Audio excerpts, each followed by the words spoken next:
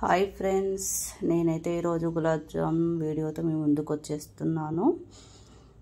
మా పిల్లలైతే ఊరికే అడుగుతున్నారు గులాబ్ జామ్ చేయి మమ్మీ అని అడిగితే సరే అని చేస్తున్నాను. దీనికైతే ఫస్ట్ పాకం పెట్టాలి కాబట్టి పాకం అనొచ్చు, గులాబ్ జామ్ జ్యూస్ అనొచ్చు. సో నేనైతే మా పిల్లలైతే ఎక్కువ జ్యూస్ తాగరు కాబట్టి క్వాంటిటీ అయితే తక్కువనే తీసుకుంటున్నా. అవి వేడే గరం అయ్యేలోపు నేనైతే పిండి అయితే తడిపి పెట్టుకుంటున్నాను. ఈ పిండిని పాలతో తడపాలి ఫ్రెండ్స్.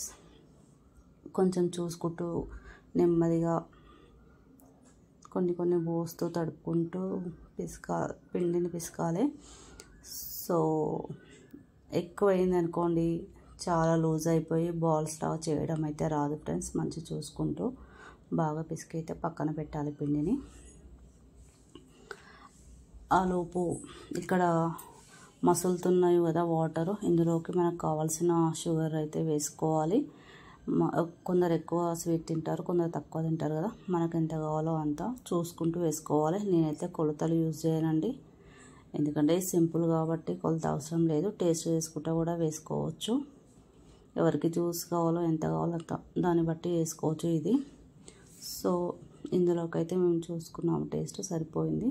దీంట్లోకి ఒక 4-5 యాలకులు వేయాలి. సిమ్లో పెట్టి మసలనియాలి. మసలాక బాగా మంచిగా అయ్యాక అది కూడా పక్కన పెట్టేసుకోవాలి.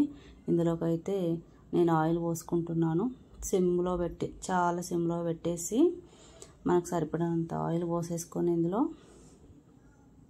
అంటే ఆ బాల్ ఇట్లా మునిగేటట్టు అన్నమాట. ఆ లోపు అది వేడయ్యేలోపు నేనైతే బాల్స్ చేసుకుంటున్నాను. కొందరు బాల్స్ పెద్దగా చేసుకుంటారు, చిన్నగా చేసుకుంటారు. నేనైతే మీడియం చేసుకుంటున్నాను. షేప్ కూడా కొందరు ఎగ్ షేప్లో వేసుకుంటారు, కొందరు రౌండ్గా వేసుకుంటారు. నేనైతే బాల్ షేప్లో రౌండ్గా వేసుకుంటున్నాను.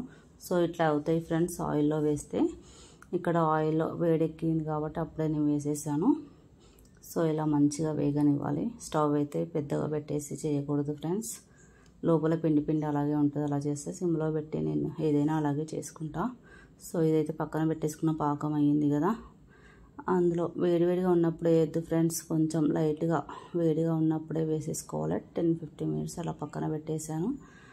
తర్వాత చూస్తే ఇట్లా కొంచెం ఉబ్బినాయి చూడండి, పెద్దగా అయ్యాయి.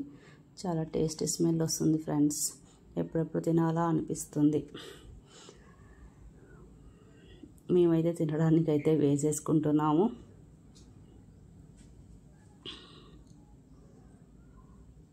చాలా బాగా వస్తుంది స్మెల్ కూడా.